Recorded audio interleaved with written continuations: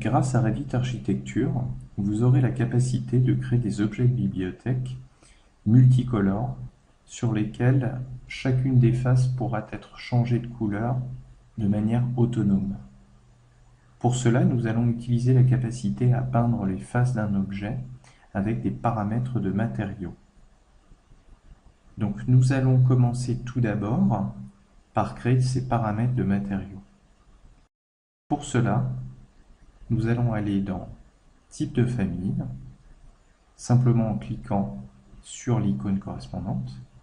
Et nous allons maintenant créer, pour 3 faces de ce même objet, 3 paramètres de matériaux. Donc nous allons ajouter le premier paramètre, nous allons lui donner un nom, donc ce sera un paramètre d'occurrence. Donc nous allons l'appeler face 1. Le type de paramètre sera un paramètre de matériaux. Donc pour ça, nous allons aller dans le menu déroulant, sélectionner matériaux. Nous allons valider en cliquant sur OK. Et nous allons faire la même chose, la même opération, en rajoutant chacune des 2 autres faces. Donc face 2, paramètre d'occurrence, matériaux, nous validons. Et enfin, le dernier paramètre pour la 3e face, que nous allons appeler face 3. Même chose que précédemment, donc paramètre d'occurrence, matériaux. Nous cliquons sur OK, nous validons.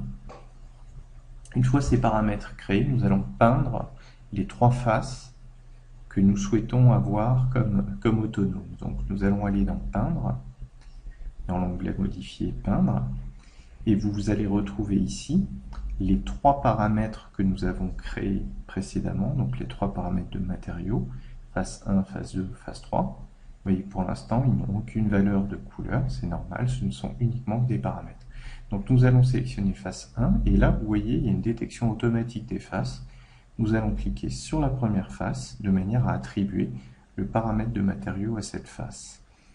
Nous allons faire la même chose pour la face numéro 2, simplement en venant glisser et cliquer sur la face correspondante. C'est fait. Une fois cette opération effectuée, nous allons tout simplement cliquer sur le bouton Terminer.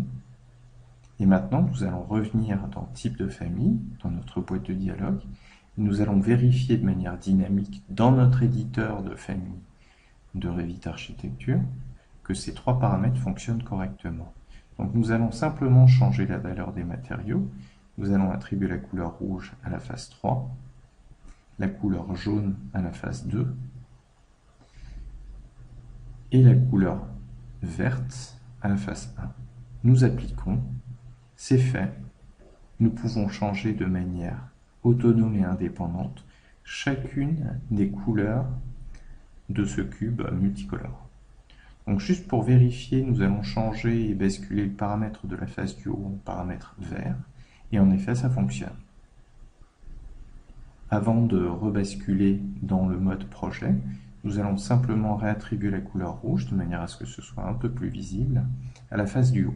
Maintenant, nous allons charger, en cliquant sur le bouton charger dans le projet, nous allons remplacer la version existante de ce mobilier et nous allons nous mettre en vue 3D perspective. Donc là, nous retrouvons nos cubes multicolores. Vous voyez que c'était un paramètre d'occurrence, donc on retrouve bien nos 3 faces. Et pour le premier cube, puisque ce sont des paramètres d'occurrence, nous allons changer la valeur des matériaux. Donc nous allons définir que notre face numéro 3 sera en bois peint. On vérifie au niveau de l'apparence ce que ça va donner. Que la face numéro 2 sera faite, par exemple, d'un matériau de type brique. Et enfin, nous allons appliquer, et donc nous constatons bien que nous pourrons changer de manière indépendante les valeurs de matériaux appliqués à chacune de ces faces.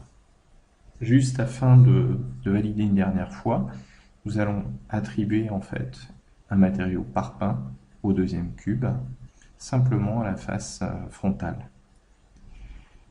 Donc en résumé, nous pouvons créer des objets assez sophistiqués.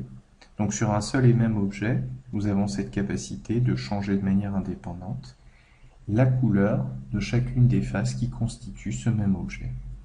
ce qui est véritablement un gros avantage, et tout cela sans aucun langage de programmation.